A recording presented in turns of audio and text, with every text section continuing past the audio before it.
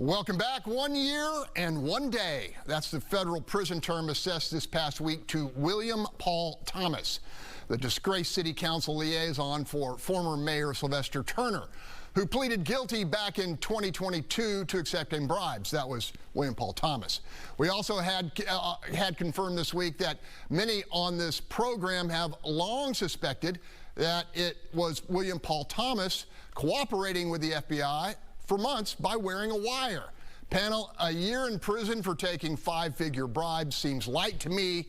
So the question becomes, what was William Paul Thomas able to deliver, and who, if anybody, could end up on the wrong end of a federal indictment next? I'm going to ask our criminal attorney, Gary Paulin.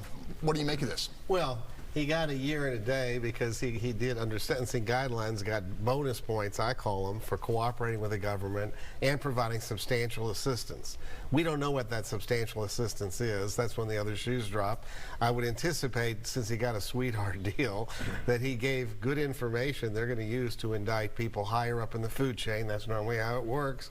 So we'll see. I guess there's a lot of people having sleepless nights now who had talked to him over the last year and didn't realize how toxic he was recording everybody, because they didn't know. They may have assumed he would testify but not record. Recording is much worse. All right, Tamara, you agree with that assessment? He's been wearing a wire since November 2020, more than a year that he was wearing a wire. And I'm sure that there are a lot of people that sleepless nights, but according to the article that was in the paper, of the 13,000 whatever, he only got 1,000. That's all that he collected. That's what the article said. He didn't get the rest of the money. And the guy who he did it for has left the country. But they said in the article that he only got 1,000 of it. But I can assure you, the people who are nervous are not only the people who he was wearing the wire, but there were several other people who they sealed the record who gave him bribes at different establishments. I know they're nervous as hell, but the FBI sealed those because that was after he had already, I gather, came up with his deal or whatever he was going to take from them. But he had been wearing a wire since November 2020, and I'm kind of familiar with some of the places he ain't got it, and so I know it's a lot of people in there who are like, oh my God. You didn't talk to him, did you? Oh yeah, yeah.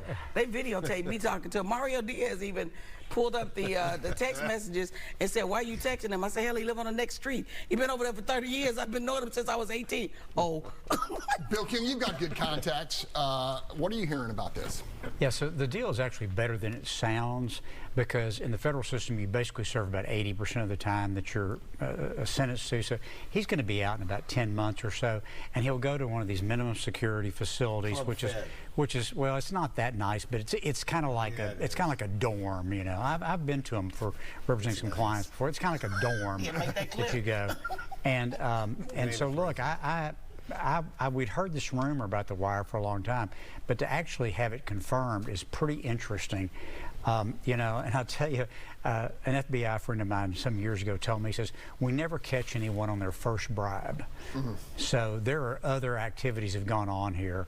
Somebody that's doing this is doing it multiple times, and so we'll have to see where the trail leads. I don't know whether to go to Charles or not. He's so squeaky clean that he doesn't even public talk to some of these dirty people. But what are you hearing around City Hall?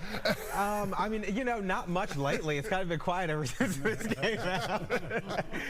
But no, I mean, I think it's really interesting because this guy, right hand to the mayor, has been in, I mean, in numerous, just like the conversations he's been in council, outside of council, on trips with the mayor, everywhere he went, interacting with everybody who interacts with the mayor of the fourth largest city in this country. So, I mean, like, I'm sure that there's a lot, and I read the same thing you did, that when he was with the FBI, he did some bribes because he was working with them and that they oversaw. So I'm expecting a lot more to come out of this. But ultimately, a year and a day, if he even serves that in federal prison, it's still prison, but it's federal prison.